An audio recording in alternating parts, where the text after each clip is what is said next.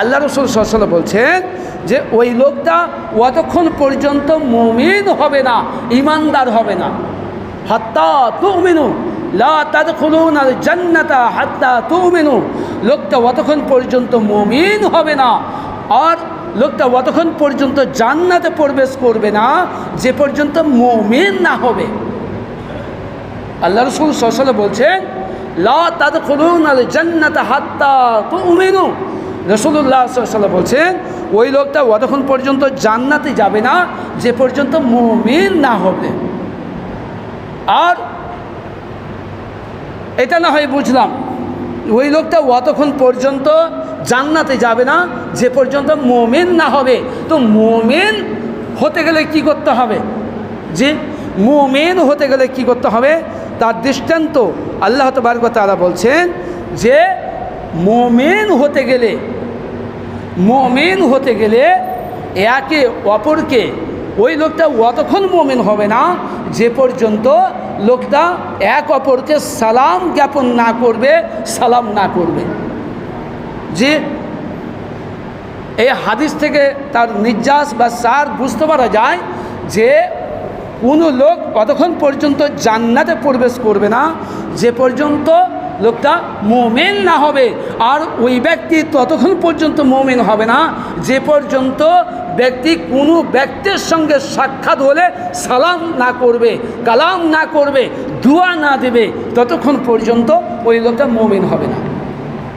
তাহলে জান্নাতি হতে হলে মুমিন হওয়া লাগবে, মুমিন হতে হবে। আর মুমিন হতে হলে আপনাকে সালামের অভ্যস্ত হতে হবে, সালাম দিতে হবে, সালাম করতে হবে, এক অপরের সঙ্গে সালাম ফেরাতে হবে, সালাম দাওয়াদাই করতে হবে। আজকে আমাদের মধ্যে সালাম উঠে গেছে।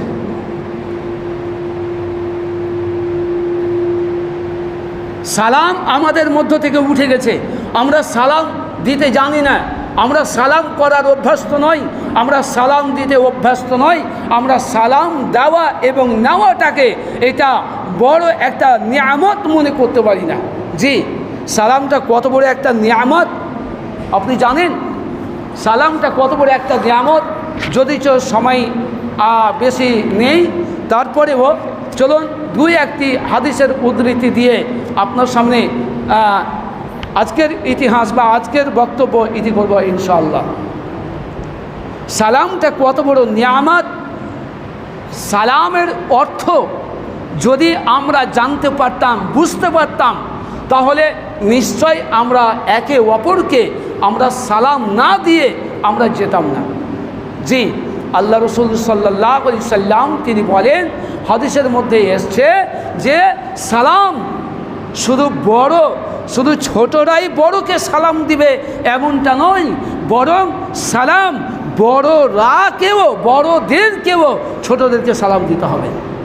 ছোটদের শিক্ষাদানের জন্য, ছোটদের উপদেশের জন্য ছোটদেরকে হলেও সালাম দিতে হবে, যেন আপনার দেখে, আমার দেখে যেন আপনার ছোট্ট শিশুটা, আপনার কোলের সন্তান যেন সালাম দিতে শিখে, যেন দুয়া দিতে শিখে।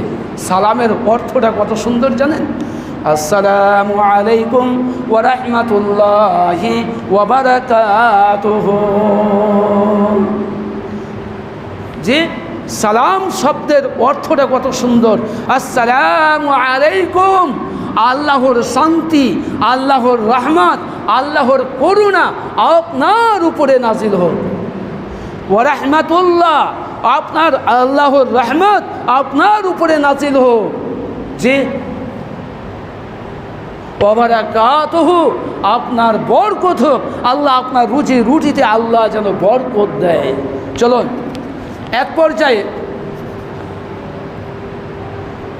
সাদ বিন ওবাদা রাদিয়াল্লাহু তাআলা আনহু বলেন, এক পর্যায়ে নবী মুহাম্মদ রাসূলুল্লাহ সাল্লাল্লাহু আলাইহি সাল্লাম তিনি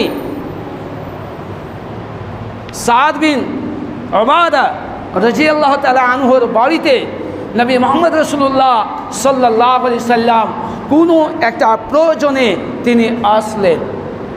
আল্লাহ রসুল দরজায় দাঁড়িয়ে আছেন। দাঁড়িয়ে থেকে সাদ বিন উবাদা রাদিয়াল্লাহু তাআলা আনহুর বাড়িতে প্রবেশ না করে তিনি দরজার কাছে দাঁড়িয়ে তিনি বলছেন, আসসালামু আলাইকুম ওয়া রাহমাতুল্লাহি ওয়া বারাকাতুহু। সালামটা কে দিচ্ছেন? পৃথিবীর মানবতার কল্যাণের মুক্ত প্রতীক, পৃথিবীর সেরা মানবের মানব নবী মুহাম্মদ রাসূলুল্লাহ সাল্লাল্লাহু আলাইহি ওয়াসাল্লাম একজন সাহাবীর বাড়িতে প্রবেশ না করে দরজায় দাঁড়িয়ে থেকে তিনি সালাম দিচ্ছেন। আর সাহাবীরা সালাম কিভাবে নিয়েছেন একটু লক্ষ্য করেন। আল্লাহ রাসূল সালাম দিচ্ছেন, আসসালামু আলাইকুম ওয়া রাহমাতুল্লাহ। হাজরতে সাদ বিন উবাদা রাদিয়াল্লাহু তাআলা আনহু তিনি বাড়ির ভিতরে আছেন, আর তিনি রাসূলের সালামের তিনি জবাব দিচ্ছেন কি, ওয়া আলাইকুম আসসালাম ওয়া রাহমাতুল্লাহি ওয়া বারাকাতুহু। আল্লাহ রাসূল সালাম দিচ্ছেন আর সাহাবী সালামের জবাব দিচ্ছেন, কিন্তু রাসূলের সালামের আওয়াজ সাহাবী শুনতে পাচ্ছেন, কিন্তু সাহাবী যে সালামের উত্তর দিচ্ছেন রাসূল শুনতে পাচ্ছেন না। তো একবার সালাম দিলেন, দুইবার সালাম দিলেন, তিনবার সালাম দেওয়ার পরে আল্লাহ রাসূল সাল্লাল্লাহু আলাইহি ওয়াসাল্লাম সাহাবীর বাড়ি থেকে তিনি ফিরে চলে যাচ্ছেন। দেখেন তো,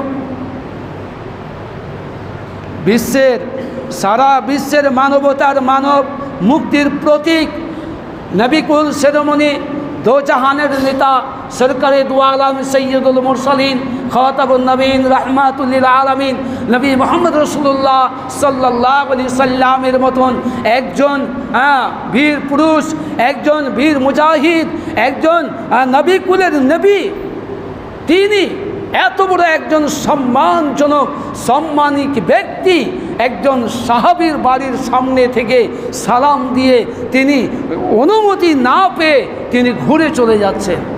বেশ কিছুক্ষণ পরে সাদ বিন উবাদা রাদিয়াল্লাহু তাআলা আনহু তিনি দেখছেন যে রাসূলের আর সালাম আসছে না, রাসূলের সালাম আসছে না, তাই তিনি বাড়ি থেকে বেরিয়ে দেখছেন যে রাসূল কই, আর সালামের উত্তর পাচ্ছি না, জবাব পাচ্ছি না। তো তিনি বাইরে আসলেন, দেখলেন রাসূল চলে গেছেন।